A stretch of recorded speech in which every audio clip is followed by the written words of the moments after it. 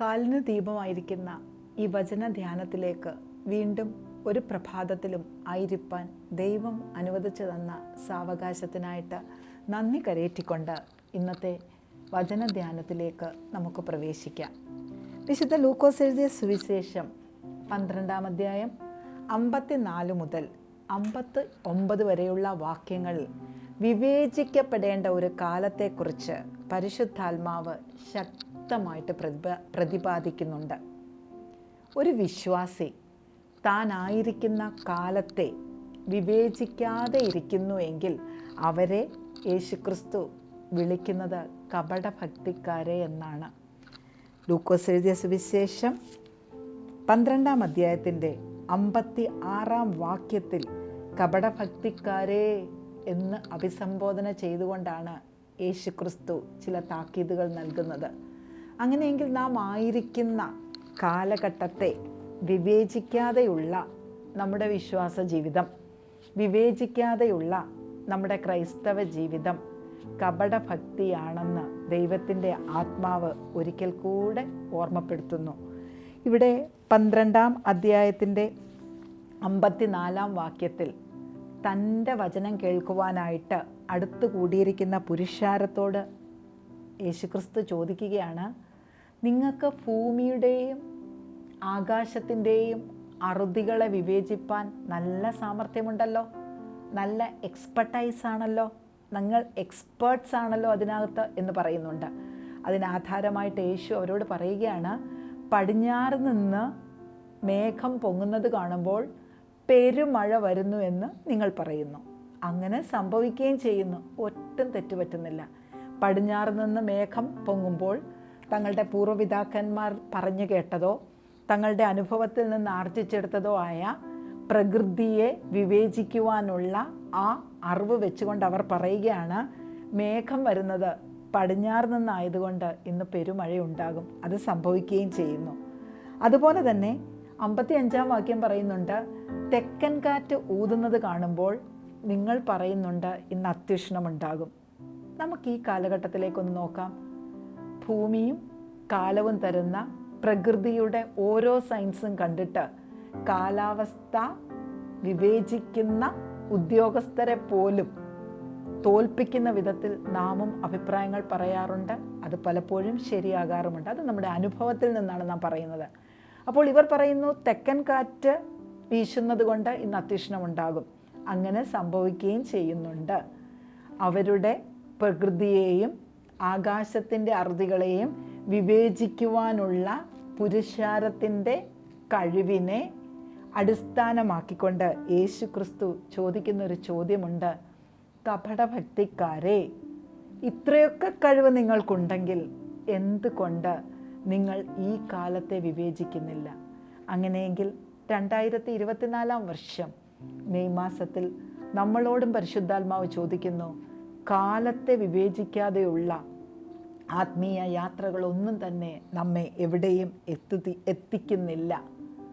കാലത്തെ വിവേചിച്ചാൽ, കാലം തരുന്ന സയൻസ് മനസ്സിലാക്കിയാൽ വ്യക്തമായിട്ട് നമുക്കറിയാം യേശുക്രിസ്തുവിൻ്റെ 2ാമത്തെ വരവ് ആസന്നമായിരിക്കുകയാണ്. പ്രകൃതി സയൻസ് തരുന്നുണ്ട്, സാമൂഹിക വ്യവസ്ഥ സയൻസ് തരുന്നുണ്ട്, വ്യക്തിജീവിതങ്ങൾ സയൻസ് തരുന്നുണ്ട്. അത്യുഷ്ണം, ഭൂകമ്പം, യുദ്ധങ്ങൾ, വഴങ്ങാത്ത തലമുറ, വമ്പ് പറയുന്നവർ, മുമ്പൊരിക്കലും ലോകാരംഭം മുതൽ ഇന്ന് വരെ ഉണ്ടായിട്ടില്ലാത്ത കഷ്ടത, ഇതൊക്കെയും ചിലതിൻ്റെ അടയാളങ്ങളാണ്. അതൊക്കെയും വിളിച്ചു പറയുന്നു ഈറ്റുനോവിൻ്റെ ആരംഭമായിരിക്കുന്നു. കർത്താവിൻ്റെ വരവ് ഏറ്റവും അടുത്തു എന്ന് തുടർമാനമായിട്ട് പ്രകൃതിയും മനുഷ്യരും ജീവജാലങ്ങളും വന്യമൃഗങ്ങളും ഒക്കെ ദിനംതോറും അടയാളങ്ങൾ തന്നിട്ടും ഇതൊന്നും വിവേചിക്കാതെ, ഇതിലൊന്നും യാതൊരു കൂസലുമില്ലാതെ നാം മുന്നോട്ട് പോവുകയാണെങ്കിൽ പുരുഷാരത്തെ നോക്കി വിളിച്ച അതേ പദപ്രയോഗം തന്നെ കർത്താവ് നമ്മെ നോക്കിയും പറയും, കപടഭക്തിക്കാരെ. കാലത്തെ വിവേചിച്ചാൽ ന്യായമായത് നാം പ്രവർത്തിക്കും. ഇവിടെ ന്യായമായത് എന്തെന്ന് വ്യക്തമായിട്ട് പറയുന്നുണ്ട്. 58, 59 വാക്യങ്ങളിൽ യേശു കർത്താവ് പറയുന്നുണ്ട്, കാലത്തെ വിവേചിക്കുന്നവൻ ന്യായമായത് ചെയ്യും. എന്താണ് ന്യായമായത്? നിരപ്പാകുകയാണ് ന്യായമായത്. നിരപ്പിൻ്റെ ശുശ്രൂഷയാണ് ന്യായമായത്. ഒരു ദൈവ പൈതലിന് നിരപ്പേറ്റം ആവശ്യമാണ്. പിണക്കങ്ങളും വാശികളും വഴക്കുകളും ഒക്കെ ഉപേക്ഷിച്ചുകൊണ്ട് കാലം തരുന്ന അടയാളങ്ങൾ മനസ്സിലാക്കിക്കൊണ്ട് നാം നിരപ്പിൻ്റെ ശുശ്രൂഷ ചെയ്യണം.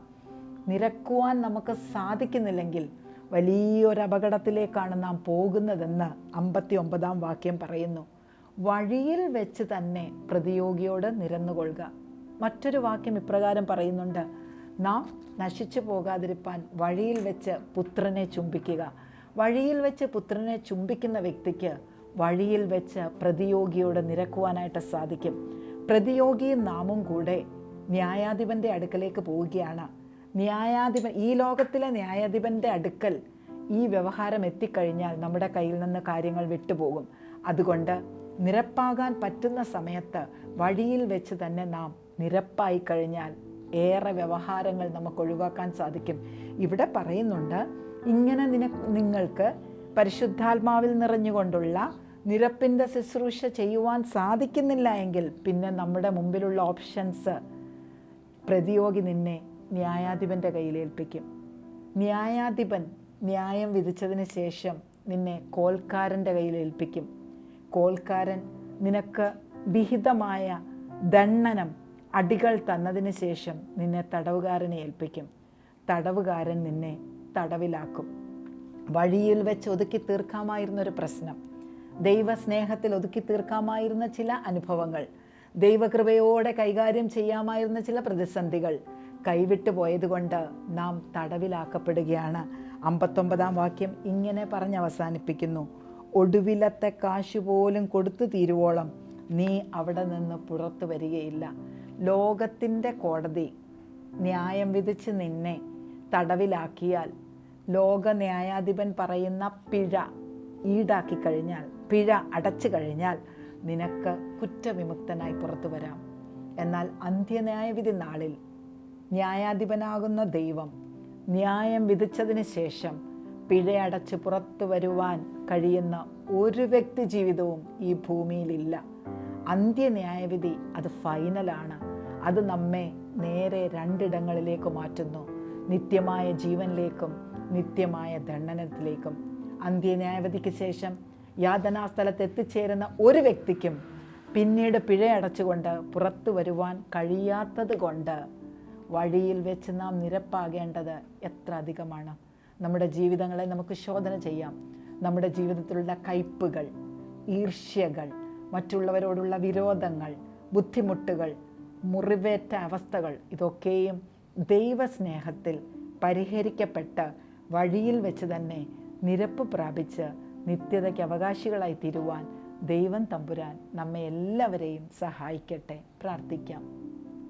സ്നേഹവാനായ നല്ല ദൈവമേ, ഈ പ്രഭാതത്തിൽ വഴിയിൽ വെച്ച് നിരപ്പായില്ലെങ്കിൽ ഉണ്ടാകാൻ പോകുന്ന ഭയാനകമായ അവസ്ഥകളെക്കുറിച്ച് ഞങ്ങൾ കേട്ട് കർത്താവേ, അപ്പോൾ ആ വഴിയിൽ വെച്ച് നിരപ്പാകുവാൻ, ഞങ്ങളുടെ പ്രതിയോഗികളോട് നിരപ്പാകുവാനുള്ള വലിയ ദൈവകൃപ ഞങ്ങൾക്ക് തരണമേ.